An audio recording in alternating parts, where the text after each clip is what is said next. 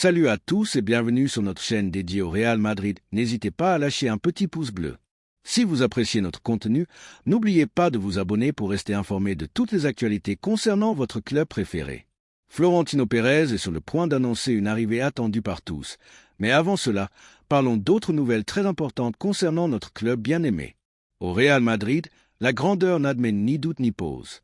Chaque saison devient un examen rigoureux, une évaluation sans indulgence où seule l'excellence compte. La barre est si haute que même lorsque des titres sont remportés, un sentiment d'insatisfaction peut s'installer dans certains secteurs de l'entourage lorsque tous les objectifs ne sont pas atteints ou que des déséquilibres dans les performances sont perçus. Le club entre alors dans une dynamique d'analyse profonde et de remise en question qui affecte tout le monde, du staff technique à l'équipe. Bien que ce processus conduise souvent à des décisions nécessaires et courageuses, ils peuvent aussi générer des erreurs de jugement coûteuses. Dans ce contexte, le cas d'Andrei Lunin mérite une réflexion sérieuse et sereine. Le gardien ukrainien, recruté en 2018 comme un pari sur l'avenir, est aujourd'hui une réalité indiscutable, un gardien de premier niveau qui a prouvé à plusieurs reprises qu'il était prêt à relever des défis au plus haut niveau compétitif. Pendant des années, Lunin a travaillé dans l'ombre, loin des projecteurs, sans faire de vagues ni créer de polémiques, sachant que son moment viendrait. Et quand la blessure de Thibaut Courtois a obligé le club à trouver des solutions immédiates, c'est lui qui a fait un pas en avant. C'est lui qui a enfilé les gants et répondu avec professionnalisme, qualité et courage à chaque opportunité. Lors de la saison 2023 à 2024, avec Courtois au jeu, Lunin n'a pas seulement rempli son rôle, il a brillé. Il a été décisif en Ligue des Champions, a transmis de la sécurité à la défense et a offert des performances de très haut niveau qui ont permis à l'équipe de maintenir sa compétitivité. Ses interventions contre des équipes comme Manchester City ou le Bayern Munich n'ont pas seulement été clés, mais elles ont rappelé les grands gardiens de l'histoire du club. Et tout cela sans presque une plainte, sans créer de bruit dans le vestiaire, sans faire les gros titres en dehors du terrain. Seulement du travail, du talent et de l'engagement.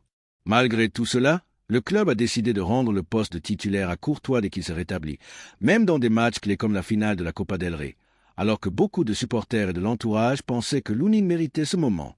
Bien que la décision puisse être comprise d'un point de vue technique, Courtois, quand il est en forme, est probablement le meilleur gardien du monde, elle reste un signal préoccupant pour quelqu'un qui attend son opportunité depuis des années. Ce manque de continuité, ce message implicite qu'il sera toujours dans l'ombre de quelqu'un d'autre, commence à avoir un coût. Selon des informations récentes du journal Marca, l'entourage de Lunin, dirigé par l'agent Jorge Mendes, a déjà transmis à la direction sportive du Real Madrid plusieurs offres provenant de grands clubs européens. L'un des plus insistants a été le Galatasaray, une équipe qui disputera la prochaine édition de la Ligue des Champions et qui cherche un gardien titulaire pour mener son projet. Et ce n'est pas le seul. Des intérêts ont également été enregistrés en provenance d'Allemagne, d'Italie et même d'Angleterre. Car lorsqu'un jeune gardien avec une expérience européenne et un tel niveau de performance apparaît sur le marché, les prétendants ne tardent pas à se manifester. Le Real Madrid n'a pour l'instant pas pris de décision définitive.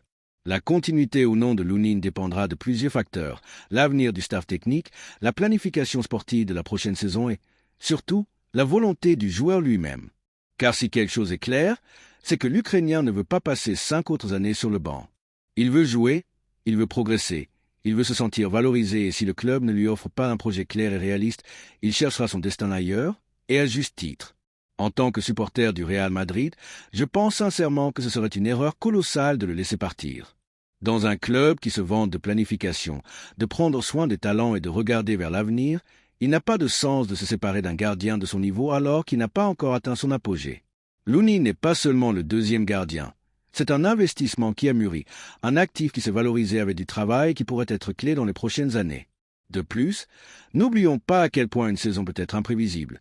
Une nouvelle blessure, une baisse de forme ou une accumulation de matchs pourrait le ramener dans le 11 titulaire à tout moment. Il y a ceux qui pensent que le club devrait chercher un troisième gardien plus jeune, moins ambitieux, qui accepte son rôle sans broncher. Mais cette vision, bien que confortable, est contre-productive. Le Real Madrid a besoin de compétitivité à tous les postes. Il a besoin que chaque joueur qui s'assoit sur le banc le fasse avec la conviction qu'il peut jouer demain s'il est requis. Cette pression, c'est ce qui élève le rendement collectif. Et c'est précisément ce que Lunin offre. Une compétition réelle, une qualité prouvée et un profil de joueur qui a grandi dans l'écosystème blanc. D'un point de vue économique, sa vente ne semble pas non plus une solution optimale. Peu importe combien l'offre est bonne, on ne pourra jamais quantifier en euros ce qu'apporte un gardien fiable dans une demi-finale européenne ou un classico décisif. N'avons-nous pas appris avec des exemples récents? Vendre des jeunes qui triomphent ensuite dans d'autres grands clubs est une histoire qui se répète trop souvent dans notre entourage. Et Lounine, s'il part, le fera probablement pour se consolider comme l'un des grands d'Europe. Alors, il sera trop tard pour les regrets. Il est également important de souligner son engagement envers le blason. Jamais une mauvaise tête, jamais un mot de travers. Même lorsque le projecteur était braqué sur lui pour une absence inexplicable, il a gardé son calme. Sa maturité, malgré sa jeunesse, est digne d'admiration dans un football de plus en plus contaminé par les égos et les pressions externes. Trouver un professionnel comme lui est un luxe que, à mon avis, le Real Madrid ne devrait pas se permettre de perdre. Pour toutes ces raisons, nous élevons la voix depuis cet espace en tant que partie de cette afition merengue qui ne veut pas voir partir un joueur qui a fait ses preuves et a montré qu'il fait partie du présent et de l'avenir du club. André Lounine ne doit pas quitter le Santiago Bernabéu. Pas maintenant. Pas à ce moment où tout indique que le Madrid se battra à nouveau pour tout. Pas quand il est si près de se consolider comme l'un des gardiens les plus sots d'Europe. Je demande aux supporters du Real Madrid, voulons-nous vraiment ouvrir une blessure inutile à un poste aussi délicat que celui de gardien? N'avons-nous pas appris des fois où le court terme a été privilégié au détriment du talent à long terme? Voulons-nous prendre le risque de voir Lounine briller dans un autre club en sachant qu'il aurait pu être l'héritier naturel de Courtois? Qu'on ne dise pas ensuite qu'on n'a pas été prévenu, qu'on ne regrette pas ce qui semble aujourd'hui superflu, car au Real Madrid, chaque décision compte, et celle-ci, sans aucun doute, marquera le chemin. La deuxième nouvelle concerne une décision importante au sein du club. La saison touche à sa fin et, comme d'habitude dans un club de l'envergure du Real Madrid, les décisions stratégiques qui marqueront l'avenir de l'entité sont déjà en marche. Au-delà des projecteurs braqués sur l'avenir du banc avec Carlo Ancelotti, de plus en plus proche d'accepter le défi de diriger la sélection brésilienne, la planification sportive de l'équipe blanche prend une nouvelle direction. Et au centre de cette planification apparaît un nom propre qui commence à susciter beaucoup d'enthousiasme parmi les supporters madrilènes, Florian Wirtz. Le jeune talent allemand, actuelle star du Bayer Leverkusen et l'une des pièces les plus convoitées du football européen, est devenu l'objectif prioritaire de la direction sportive menée par Florentino Pérez et José Ángel Sánchez.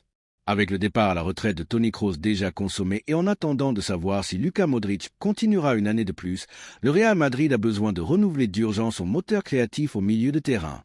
Peu de joueurs en Europe offrent le profil idéal comme le fait Florian Wirtz. Vision, pose, verticalité, flair de buteur et une maturité tactique impropre à son âge. Depuis Valdebebas, il est perçu clairement que ce moment est clé pour se lancer à sa poursuite, non seulement parce que sa valeur marchande reste relativement accessible, bien qu'elle avoisine les 100 millions d'euros, mais aussi parce que la concurrence est sur le point de s'intensifier. Le Bayern Munich, Liverpool et Manchester City ont déjà demandé des informations à son sujet, mais le Real Madrid part avec un avantage sentimental et institutionnel. L'admiration que le joueur porte au club blanc ainsi que l'excellente relation maintenue avec son entourage depuis des années. Xavi Alonso lui-même, actuel entraîneur du Leverkusen et très bien vu à la Maison-Blanche, verrait d'un bon œil que Wirtz rejoigne Madrid, surtout s'il lui aussi fait le saut sur le banc madrilène. Cependant, tout n'est pas que joie et décision facile. Pour mener à bien une opération de cette envergure, le club envisage la possibilité de vendre l'un de ses actifs importants pour équilibrer les comptes et libérer de la place dans l'équipe. Et c'est ici qu'apparaît l'une des décisions les plus délicates, la possible vente de Rodrigo Goes. L'ailier brésilien, arrivé à Madrid alors qu'il était à peine adolescent, a laissé sa marque dans le club avec des buts mémorables, des performances décisives lors de nuits européennes inoubliables et un engagement irréprochable chaque fois qu'il portait le maillot blanc. Mais dans les bureaux du Santiago Bernabéu, certains commencent à penser que son cycle pourrait avoir atteint sa fin. Manchester City, toujours attentif aux opportunités du marché, a posé les yeux sur Rodrigo et serait prêt à payer jusqu'à 130 millions d'euros pour l'incorporer au projet de Pep Guardiola. L'entraîneur catalan considère que Rodrigo a tout pour s'épanouir encore plus sous sa direction. Intelligence tactique, capacité de débordement, jeunesse et une compréhension du jeu associatif qui s'intègre parfaitement dans sa philosophie. De son côté, le PSG suit également avec intérêt la situation du Brésilien, le considérant comme un possible remplaçant à moyen terme de Kylian Mbappé. Malgré ces tentations, depuis cette perspective madrilène, nous ne pouvons pas nous empêcher d'élever la voix de manière claire. Vendre Rodrigo serait une erreur monumentale. Le Real Madrid n'est pas un club qui doit se débarrasser de ses grands talents prématurément. Rodrigo a prouvé à maintes reprises qu'il est un joueur de grandes occasions, de scénarios difficiles et de moments transcendantaux. Sa connexion avec le Bernabéu, sa progression constante et sa polyvalence offensive en font un footballeur indispensable, et s'en séparer uniquement pour des raisons économiques serait trahir les valeurs qui nous ont rendus grands. Cela dit, Il ne faut pas non plus nier que Florian Wirtz représente une opportunité unique. Il n'y a pas beaucoup de milieux offensifs en Europe qui, à 21 ans, peuvent dire qu'ils ont mené leur équipe vers le titre de la Bundesliga de manière invaincue, avec des performances qui combinent leadership, qualité technique et vision de jeu. La saison de Wirtz a été tout simplement éblouissante, et sa capacité à faire la différence depuis la deuxième ligne s'intégrerait parfaitement dans un système de jeu comme celui du Real Madrid, qui demande de plus en plus de dynamisme, de rotation et d'arrivée dans la surface depuis le milieu de terrain. La solution idéale pour de nombreux supporters madrilènes, et je m'inclus parmi eux, serait d'incorporer Wirtz sans avoir à sacrifier Rodrigo. Avec la puissance financière que le club a démontrée à d'autres occasions et en tenant compte des revenus à venir avec l'agrandissement du stade et les nouveaux sponsors, il devrait être possible d'assumer l'arrivée de l'Allemand sans nécessiter une grande vente. L'équipe a besoin de fonds de terrain, de talents jeunes et de joueurs différentiels, et tant Florian que Rodrigo le sont, complémentaires plus que substituts. L'avenir immédiat du Real Madrid passe par prendre des décisions courageuses mais aussi intelligentes. Le départ de Kroos a ouvert une vacance qui ne peut pas être comblée par la médiocrité. Nous avons besoin d'un joueur qui respecte l'héritage de l'Allemand et qui, en même temps, représente l'avenir du club. À cet égard, Wirtz a tout pour être le prochain leader créatif du Real Madrid. Son recrutement serait un coup de maître et un signal sans équivoque que le club continue de miser sur l'élite. Mais que personne ne se méprenne. Si l'opération nécessite de perdre Rodrigo, ce ne sera pas une bonne opération. Ce sera une solution incomplète. Nous ne pouvons pas hypothéquer un talent prouvé pour une promesse, aussi brillante soit-elle. Et c'est pourquoi les supporters doivent faire entendre leur voix. Sommes-nous prêts à dire au revoir à l'un des héros de nos nuits magiques juste pour conclure un nouveau recrutement? Ou croyons-nous qu'il y a une autre manière de construire l'équipe du futur sans nous débarrasser du présent? Nous voulons Florian Wirtz au Real Madrid. Nous en avons besoin, mais nous voulons aussi que Rodrigo continue de faire partie de cette histoire. Car au Real Madrid, il ne s'agit pas seulement de recruter des stars, mais de construire des légendes, et Rodrigo a déjà commencé à écrire la sienne. Qu'en pensez-vous, supporters madrilènes? Êtes-vous d'accord pour dire que Wirtz serait une incorporation spectaculaire, ou pensez-vous que le départ de Rodrigo serait un prix trop élevé à payer? La parole est aux madrilènes, et dans ce club, l'histoire est toujours écrite par le talent, mais aussi par la mémoire. La troisième nouvelle est un possible coup de tonnerre au Real Madrid. Xavi Alonso sera le prochain entraîneur du Real Madrid. Une annonce qui, loin de générer de l'incertitude, a suscité une vague d'enthousiasme parmi les supporters merengues et en particulier parmi ceux qui, depuis des années, demandent une prise de risque courageuse pour le talent jeune, l'identité blanche et une vision tactique moderne, ambitieuse et cohérente avec la grandeur du club. Le technicien Tolosara, idole du madridisme pour son élégance et son leadership en tant que joueur, est prêt à faire le saut définitif et à relever le défi de diriger le plus grand club du monde. Et il le fera après avoir signé l'une des étapes les plus brillantes du football européen récent avec un Bayer Leverkusen transformé d'équipe aspirante en champion indiscutable d'Allemagne. Cette nouvelle n'est pas seulement le retour d'un homme de la maison, c'est la confirmation que le Real Madrid pense à long terme, qu'il ne vit pas seulement des gloires du passé ni des individualités du présent. Avec Xavi Alonso arrive une nouvelle ère, une étape où le talent jeune, l'intelligence tactique et le leadership depuis le vestiaire marqueront le rythme du club. Son choix comme nouvel entraîneur n'a pas seulement du sens, il a une logique footballistique, émotionnelle et stratégique. Après le départ imminent de Carlo Ancelotti, qui semble être le prochain sélectionneur du Brésil, le Real Madrid avait besoin d'une relève à la hauteur. Bien que Carlo ait été une figure clé dans les derniers titres et un homme respecté dans le vestiaire, son étape commençait à montrer des signes d'épuisement, tant sur le plan tactique qu'émotionnel. Le club avait besoin d'un nouveau message, d'une nouvelle direction. Et dans ce scénario, peu de noms génèrent autant de consensus et d'enthousiasme que celui de Xavi Alonso. Sa trajectoire comme entraîneur est tout simplement éblouissante. En à peine 2 saisons, il a transformé le Bayer Leverkusen en une machine à compétition. Il n'a pas seulement gagné des titres, triplés inclus avec Bundesliga, Coupe et Supercoupe d'Allemagne, mais il l'a fait avec un style clair, reconnaissable et efficace. Il a réussi à faire briller une équipe jeune et sans grande star au-dessus de géants comme le Bayern Munich, et l'a fait avec un mélange de rigueur tactique, d'agressivité bien comprise et un football vif, moderne et vertical, exactement ce que le madridisme souhaite voir avec continuité depuis des années. Mais ce qui est le plus pertinent dans son arrivée au Real Madrid, ce n'est pas seulement son récent curriculum, mais ce qu'il peut apporter à notre équipe. Car si quelqu'un va bénéficier de sa philosophie, de son courage et de sa manière de comprendre le football, ce seront précisément les plus jeunes de l'équipe, ceux qui, par talent naturel, sont appelés à marquer une époque mais qui ont besoin d'un guide, d'un entraîneur qui croit vraiment en eux, qui les développe, qui les renforce et leur donne des galons sans préjugés. Xavi Alonso est cet entraîneur. Il a démontré en Allemagne en misant sur des profils jeunes, en les formant depuis la base et en leur donnant confiance même dans des moments clés. Et il le refera au Santiago Bernabéu, où des noms comme Arda Güler, Endrick, Fran Garcia ou les prochaines pépites issues du centre de formation trouveront enfin un leader prêt à miser sur eux sans attendre les blessures ou les urgences du calendrier. Son expérience précédente dans les catégories inférieures du Real Madrid entre 2018 et 2019, lorsqu'il a dirigé l'équipe des jeunes, n'a pas été un hasard. C'était le premier pas d'une relation professionnelle qui atteint maintenant sa maturité. Xavi connaît déjà l'environnement, l'exigence, la pression médiatique, le poids du blason, mais il connaît aussi la structure interne, les dynamiques du vestiaire, les catégories inférieures.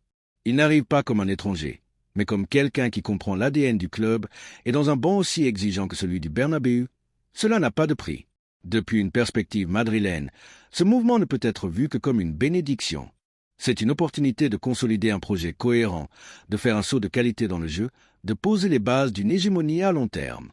Car si quelque chose a démontré Xavi Alonso, c'est qu'il n'a pas besoin de noms ronflants pour faire fonctionner une équipe. Il a besoin d'engagement, d'intelligence tactique et de foi en l'idée. Et au Real Madrid, où le talent ne manque jamais, il ne manquait qu'une chose, un esprit clair qui sache comment le connecter, comment l'exprimer et comment l'amener au niveau supérieur. Dans ce nouveau cycle qui s'ouvrira avec l'arrivée de Xavi, il sera fondamental que la direction, les supporters et le vestiaire soient unis.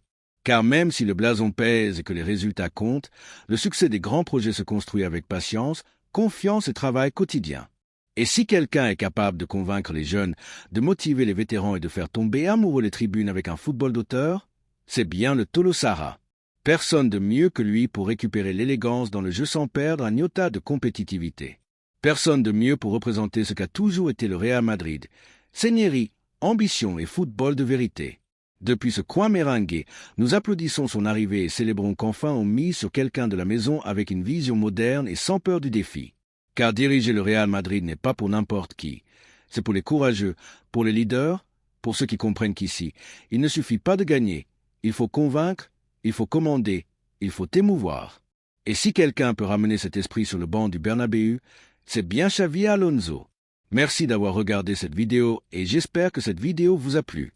N'hésitez pas à lâcher un petit pouce bleu, vous abonner à la chaîne et à activer la cloche pour ne rien manquer des prochaines vidéos.